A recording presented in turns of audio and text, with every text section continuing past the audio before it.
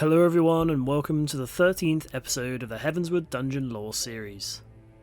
In this series, I hope to explain things you might not know about Final Fantasy XIV dungeons, as well as discuss their individual stories and lore. This episode's dungeon is Sohr Khai. After the events we experienced during the Peace Conference in Falcon's Nest, the tension of the Dragonsong War grows ever stronger in Ishgard and its people. Alphinaud, meanwhile, still holds his determination in his attempts to rescue Estinian from the clutches of Nidhogg, to which he requested a meeting with Krile and Y'shtola for their input.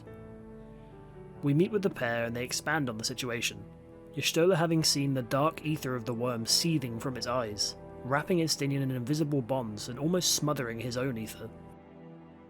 Krile tells Alphinaud that hope is not lost, as beneath the towering rage of Nidhogg, she sensed another faint presence, that of the Dragoon still holding on to his spirit. While Alphinaud boldly suggests to tear the eyes from their foe's armour, Krile warns that there is no way of knowing if Estinian would survive such a feat, not to mention that the eyes might turn to the Liberators for a new host to inhabit. Afterwards we turn to leave to pay another visit to Sir Emmerich, with Midgardsormr's spirit pondering their decision, if history will recognise their fealty or condemn their folly. In Sir Emmerich's chambers, Alphinaud asks for news of Estinian, but the commander informs us that Nidhogg has not yet been sighted as of late. He also appears to be readying all troops in Ishgard to shore up the defences of the city, in case of a sudden strike from the worm. Emmerich moves on to suggest that if Nidhogg is such a force with both eyes intact, then we must recruit an ally with equal strength, being Hraesvelgr himself. Although the chance is next to none that the White Worm would interfere yet again in mortal affairs, Emmerich is determined to repay the debt owed to the people, willing to give his life and more for the cause. We make for the Dravanian Forelands, opting to speak to Vidofnir at Annex Shrine before reaching the Churning Mists, hoping to receive guidance or advice as to the state of Hraesvelgr. Vidofnir still seems to be recuperating from the deep wound caused by Nidhogg, but firmly asserts that her father will under no circumstances attend to a mortal's request, and that the chance is close to zero. Emmerich, however, retains his determination, willing to die a fool so long as he does all he can before that time. We leave Vidofnir to her rest and proceed through some isles to the upper reaches of the Churning Mists. Along the way we run into Moghan, a Moogle of Mogholm and assistant to Chieftain Moglin, where we inform him too of our journey to meet Hraesvelgr once more. Moghan intends to inform his chieftain as the group leaves for Zenith to use the Moogle's horn to summon forth the dragon. At the peak of the pillar, we play the horn and the mists rapidly coalesce as we hear the call of Hraesvelgr once more.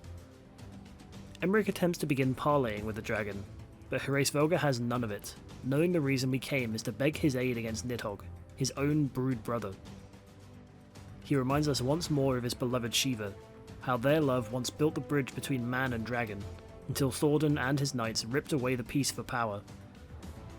Hraesvelgr even scolds us for believing that Nidhogg alone cried out for vengeance, as the former's own heart fought with the urge to wage war against man, instead withering with time, seeing men as the harbingers of despair. That only Shiva's will and the dream she once had stopped Hraesvelgr from taking wing at his brother's side, wishing to fulfill the promise of non-aggression he once made to her. He tells us that to ask more is simply to show the great arrogance of humans. Alphinaud states that he senses a glimmer of hope within Hraesvelgr's withered soul, and that if it were untrue, why would he come to Izael's aid in Azizlar?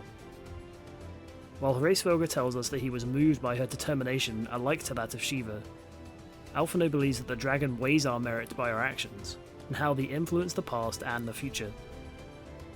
Although the dragon questions why he should move against his kin to save a city of mortals, Emmerich speaks up, reminding him of his own father, Archbishop Thordan. Emmerich at the time requested the Warrior of Light slay Thordan alike to patricide.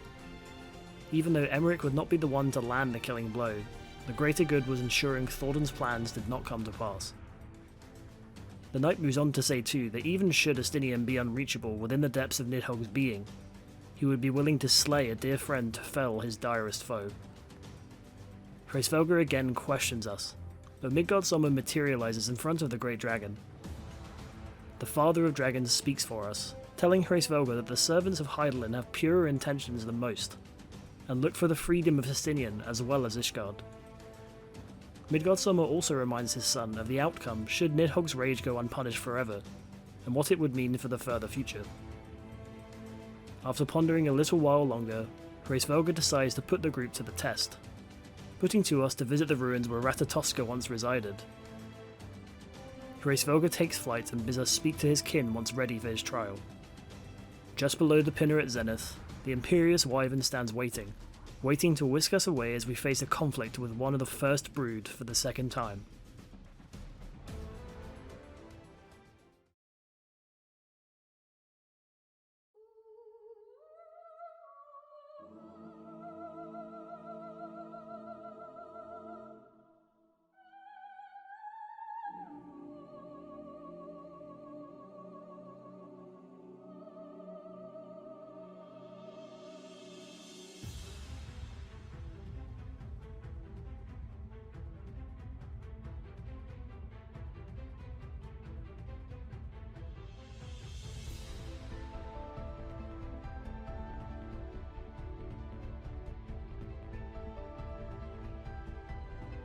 We arrive upon the back of Hraesvelgr's children, landing on the long-forgotten structures as we begin our trial.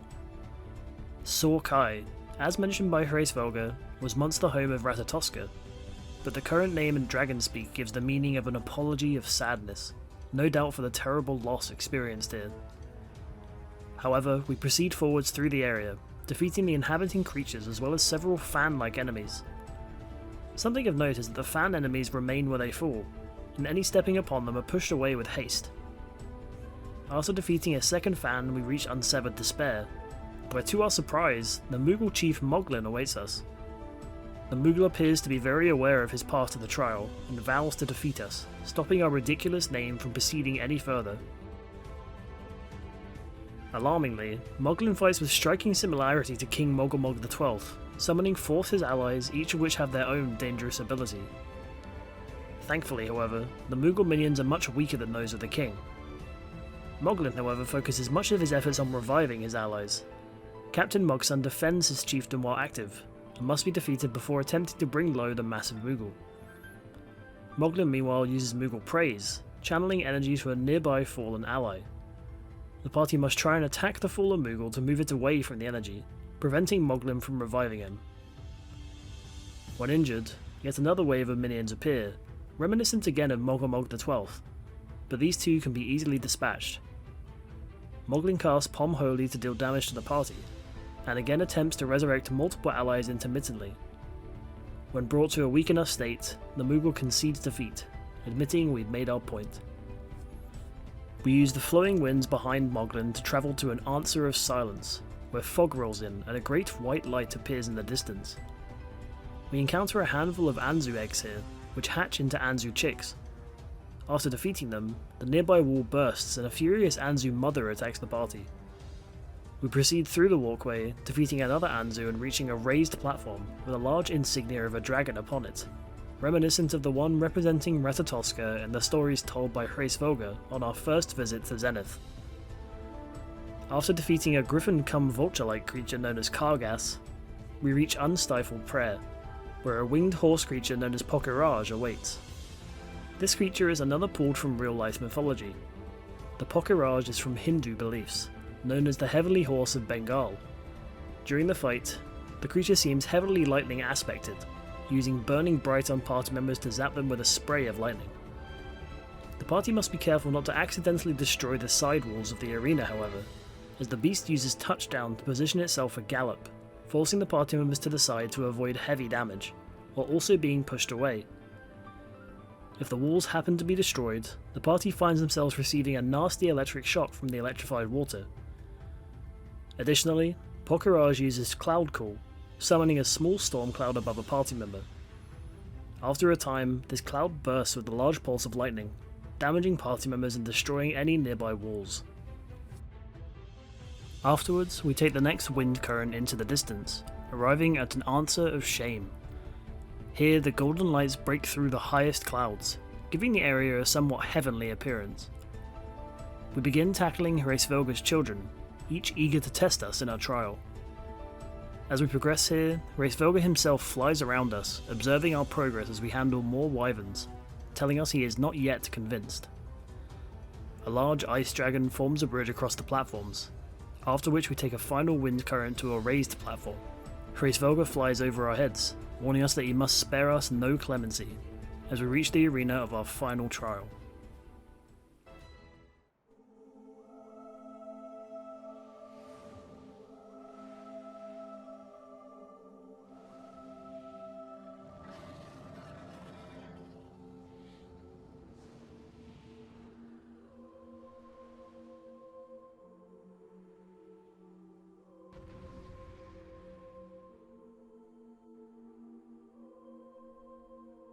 The white dragon flies in from on high, floating onto the platform and awaiting our combat to begin. The dragon unleashes abilities similar to that of many dragons fought during our adventures, many of them heavily light or holy aspected. Wormclaw slashes at the tanking party member, and Holy Storm unleashes a whirl of holy magic at the party. Akmorn is the usual dangerous multi-hitting beam of light, striking the party several times. Intermittently, Heavensward flies to different areas of the arena and prepares his hallowed dive, blasting through the centre of the arena with the sides following along with more holy blasts.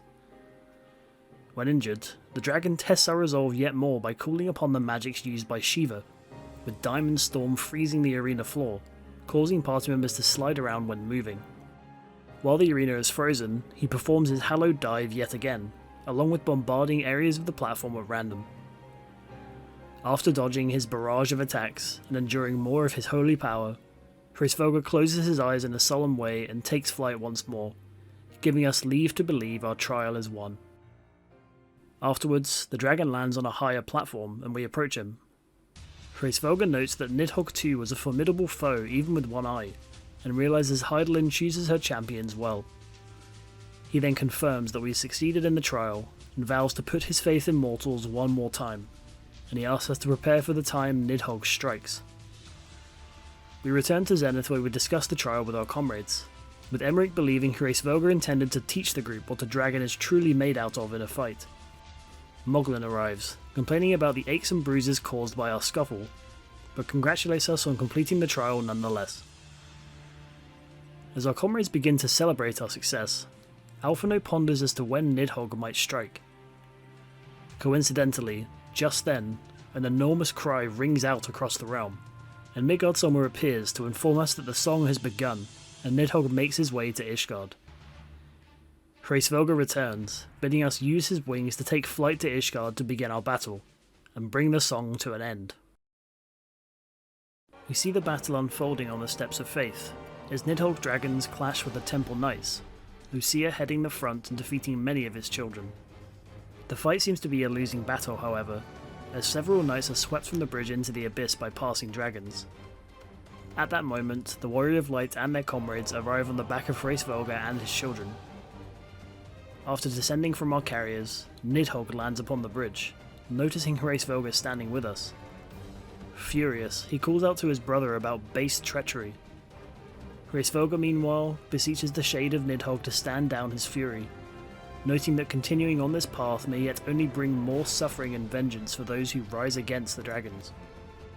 Nidhogg provokes Heavensward, insulting Shiva for being a distraction to the latter, and Heavensward roars furiously at the goading.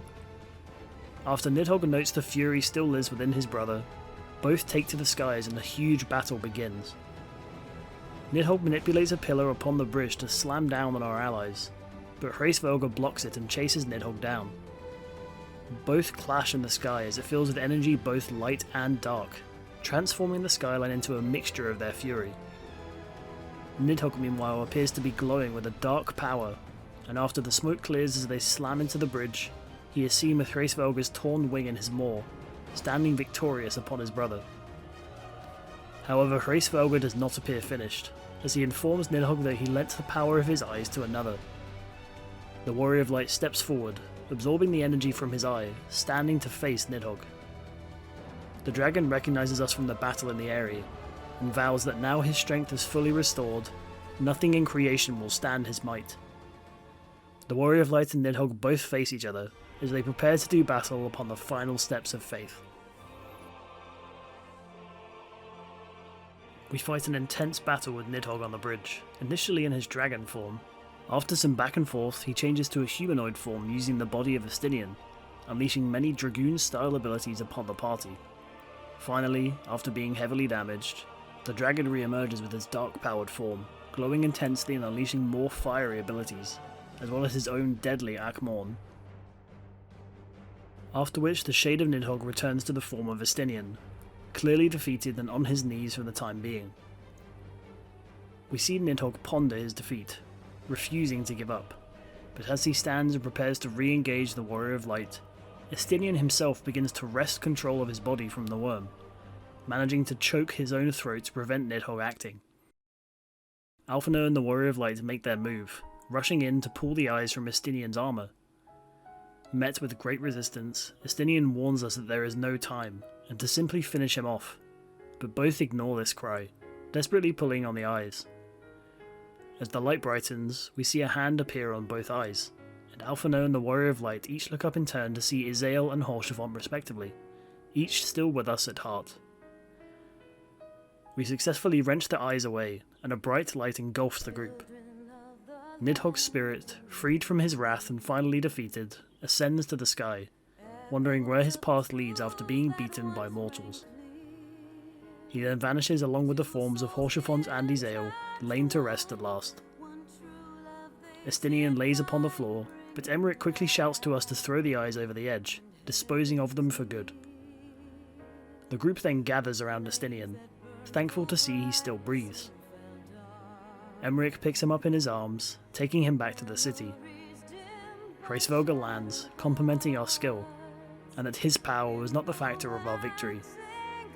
He considers our alliance at an end, and takes flight to return to the Churning Mists. And that's the end of the story and lore of Sohr Khai, as well as the end of the Dragonsong War. A 1,000-year conflict, forever testing the limits of Ishgard's defense, being built upon a lie perpetrated by the leaders of the Holy Z.